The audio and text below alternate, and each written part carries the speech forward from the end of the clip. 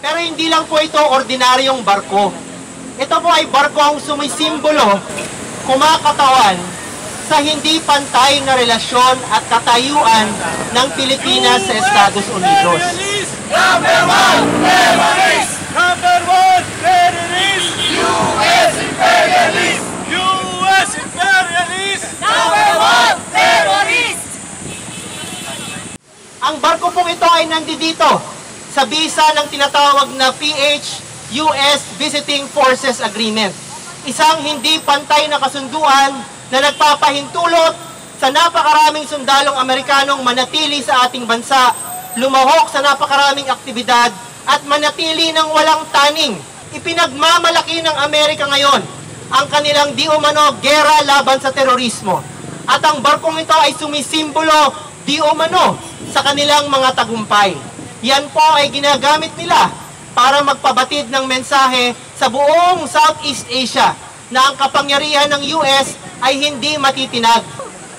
Wala na pong pinag-uusapang national sovereignty dyan, national interest. Kalimutan na natin na ginahasa ng sundalong Amerikano ang isang Pilipina sa Subic. Kalimutan na natin na yung mga sundalong Amerikano hindi na umalis ng Zamboanga mula pa ng 2002. Mag-iisang dekada na po sila dyan. At sinasabi nila, hindi naman daw permanent ang kanilang panunungkulan.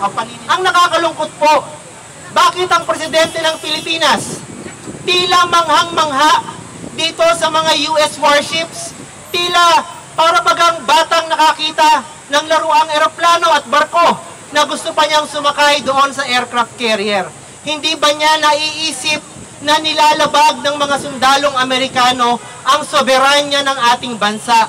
Hindi ba niya naiisip na ang Visiting Forces Agreement ay makaisang panig na kasunduan?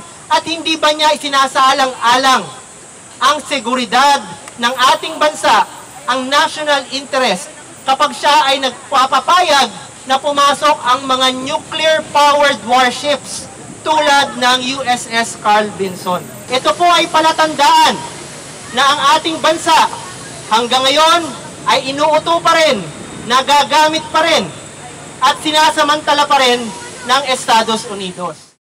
US troops out now!